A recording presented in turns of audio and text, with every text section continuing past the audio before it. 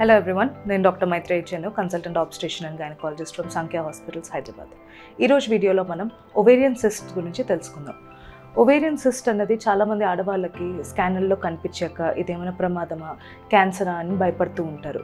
So అసలు ovarian cyst అంటే ఏంటి, ఎందుకు వస్తాయి, వీటికి సర్జరీయే ట్రీట్మెంటా లేకపోతే మెడిసిన్స్తో అవుతుందా, అండ్ ఎలాంటి ట్రీట్మెంట్స్కి వాటికి మనము ఓవేరియన్ సిస్ట్లకి మనం ఖచ్చితంగా సర్జరీకి వెళ్ళాలి అన్న దాని గురించి ఈ వీడియోలో డీటెయిల్గా డిస్కస్ చేసుకుందాం. ఓవేరియన్ సిస్ట్ అంటే అండాశయాల్లో నీటి బుడగల్లాగా రావడం అన్నది చాలామంది ఆడవాళ్ళకి సహజంగా అయ్యే ఒక ప్రక్రియ అనమాట. ఎవ్రీ మంత్ ఓవ్యులేషన్ అంటే అండాశయం నుంచి అండం ఉత్పత్తి అయినప్పుడు ఆడవాళ్ళకి అందులో ఏదైనా హార్మోనల్ డిస్టర్బెన్సెస్ అయినా, ఆ అండం సరిగ్గా బయటికి రాలేకపోయినా అప్పుడు సిస్ట్స్ అనేవి ఫామ్ అవుతాయి అన్నమాట. సో ఈ సిస్ట్స్ అనేవి ఫంక్షనల్ సిస్ట్ అని అంటాం, సింపుల్ సిస్ట్ అని అంటాం. సో వీటికి జనరల్గా సహజంగా మనకి ట్రీట్మెంట్ ఏం అక్కర్లేదు. సో ఇందులో మనకి ఫాలిక్యులర్ సిస్ట్ కానీ కార్పస్ లూటియల్ సిస్ట్లు అని పేర్లు వస్తాయి మీకు స్కాన్లో. సో ఈ సిస్ట్లు అనేవి చిన్న సైజులో ఉన్నట్టయితే వాటికి ఏమీ ట్రీట్మెంట్ అవసరం లేదు, వాటికి అవే సహజంగా వెళ్ళిపోతాయి అన్నమాట. సో అవి కాకుండా ఇంకేమైనా పెద్ద సైజులో ఉన్నాయంటే మేబీ అప్పుడు మెడిసిన్స్ అవసరం ఉంటుంది. సో ఫంక్షనల్ సిస్ట్కి మనకి ఏ రకమైన ట్రీట్మెంట్ అవసరం లేదు.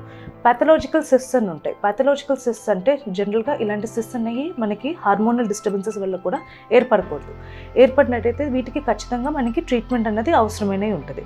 సో వీటిల్లో మనకి సిస్ట్ అడినోమాస్, అందులో సీరస్, మ్యూసినస్ అని రెండు రకాలు ఉంటాయి.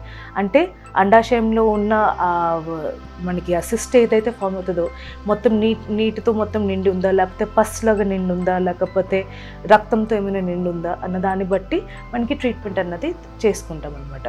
సో సిస్ట్ అడినోమాస్ కానీ ఎండోమెట్రియోమాస్ అని ఇంకో రకం ఉంటుంది. ఎండోమెట్రియోమ్ అంటే గర్భసంచి లోపల ఉండే పొర గర్భసంచిలో కాకుండా అండాశయాల మీద ఉన్నప్పుడు అక్కడ కూడా ఒక సిస్ట్ లాగా ఫామ్ అవుతుంది. వాటికి ఖచ్చితంగా ట్రీట్మెంట్ చేయించుకోవాల్సిన అవసరం ఉంటుంది. ఎందుకంటే ప్రెగ్నెన్సీ ప్లాన్ చేద్దాము అనుకున్న వాళ్ళకి ఇన్ఫర్టిలిటీ ఇష్యూస్ అనేవి వస్తాయి అన్నమాట ఈ సిస్టుల వల్ల. సో అండాశయం నుంచి అన్నం రిలీజ్ అవ్వకుండా ఉండడం అట్లాంటివి అవుతాయి. అవే కాకుండా డర్మాయిడ్ సిస్ట్ అని ఉంటాయి. డర్మాయిడ్ సిస్ట్లు అనేవి చాలా ఒక యునిక్ సిస్ట్ అనమాట. సో ఇవి చాలా సాలిడ్ కాంపోనెంట్తో ఉండి మనకి జర్మ్ సెల్ లేయర్స్ అంటే సిస్ట్ లోపల మీకు ఉండే సహజమైన పస్సు ఇంకా నీళ్ళు అట్లాంటివి కాకుండా జుట్టు, ఒక పన్ను, కార్టిలేజ్ అట్లా డిఫరెంట్ రకాలైన పదార్థాలు కూడా మనకి ఓవరీలో ఆ సిస్ట్లో ఉంటాయి అన్నమాట. సో ఇవి ఏంటంటే ఇది ఎందుకు ప్రమాదకరమైంది అని అంటే ఇవన్నీ ఆ సాలిడ్ కాంపోనెంట్ ఉండడం వల్ల బరువుగా ఉంటుంది సిస్ట్. అండ్ సైజ్ కూడా పెద్దగా ఉన్నట్టయితే ఈ సిస్ట్ అనేది ట్విస్ట్ అవుతుంది. ట్విస్ట్ అయ్యి మనకి ఓవేరియన్ టార్షన్ అని అంటాం.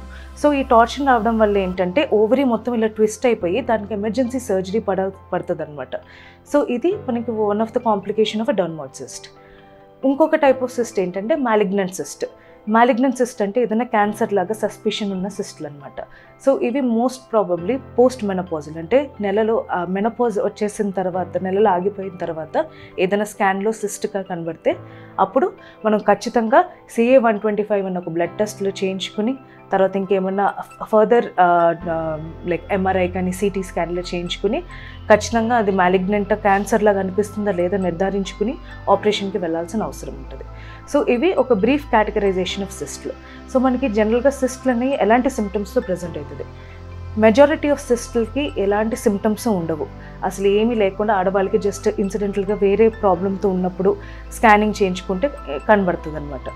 సో పోస్ట్ మెనోపాజల్ ఆడవాళ్ళకి నెలలు ఆగిపోయిన తర్వాత క్యాన్సర్ ఉండే అవకాశం ఎక్కువగా ఉంటుంది ఆ సిస్ట్లో. కాబట్టి 45-50 ఇయర్స్ దాటిన తర్వాత ప్రతి ఒక్కరు సంవత్సరానికి ఒకసారి స్కాన్ చేయించుకోవడం అనేది most important.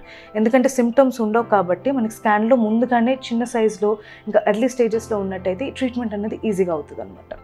So most of the time no symptoms, అసలు ఏం సిమ్టమ్స్ ఉండవు. తర్వాత కొంతమందికి క్రానిక్గా కొంచెం లోవర్ అబ్డామిన్లో పెయిన్ అన్నది రావడము, బ్లోటింగ్ సెన్సేషను, కడుపు ఉబ్బరంగా అనిపించడము, బరువు కొంచెం తగ్గడము, మరీ పెద్ద సైజులో ఉన్నది లైక్ మనకి సిస్ట్ అనేది పెద్ద సైజులో ఉంటే యూరిన్ వెళ్ళేటప్పుడు ఏదైనా ఇబ్బంది కలిగించడము, లేకపోతే మోషన్కి వెళ్ళేటప్పుడు ఏమైనా ఇబ్బంది కలిగడం, పీరియడ్స్లో ఏమైనా ఇష్యూస్ రావడం, ఇన్ఫర్టిలిటీ అంటే పిల్లలు కాకుండా ఉండడం, ఇలాంటివన్నీ కామన్ సిమ్టమ్స్గా ఉంటాయి అండ్ వెరీ వేగ్గా ఉంటాయి సిమ్టమ్స్. సో దీనికి మీరు ఖచ్చితంగా స్కానింగ్ అన్నీ చేయించుకుని తర్వాత డాక్టర్ దగ్గరికి వెళ్ళి ఒక పెల్విక్ ఎగ్జామ్, ఇంటర్నల్ ఎగ్జామ్ చేసి చెక్ చేస్తారనమాట ఎలాగుంది మీకు సైజ్ అన్నది. జనరల్గా మనకి ఏ టైప్ ఆఫ్ సిస్ట్ మీ వయసు అంతా పిల్లలు కావాలా లేదా, అండ్ మీకు ఫ్యూచర్లో మీకు ఏంటి మీ కండిషన్ని బట్టి డాక్టర్ అనేది మీకు మెడికల్ మేనేజ్మెంటా లేకపోతే సర్జికల్ మేనేజ్మెంటా అనేది డిసైడ్ చేస్తారు. ఫంక్షనల్ సిస్ట్లకి అలా సింపుల్ సిస్ట్కి జనరల్గా ఏమీ ట్రీట్మెంట్ ఉండదు. సైజ్ మరీ పెద్దగా ఏమన్నా ఉన్నట్టయితే ఆ సిస్ట్లకి మనం మెడికల్ మేనేజ్మెంట్ అనేది హార్మోన్ ట్రీట్మెంట్స్ అనేవి ఇచ్చే అవకాశం ఉంటుంది.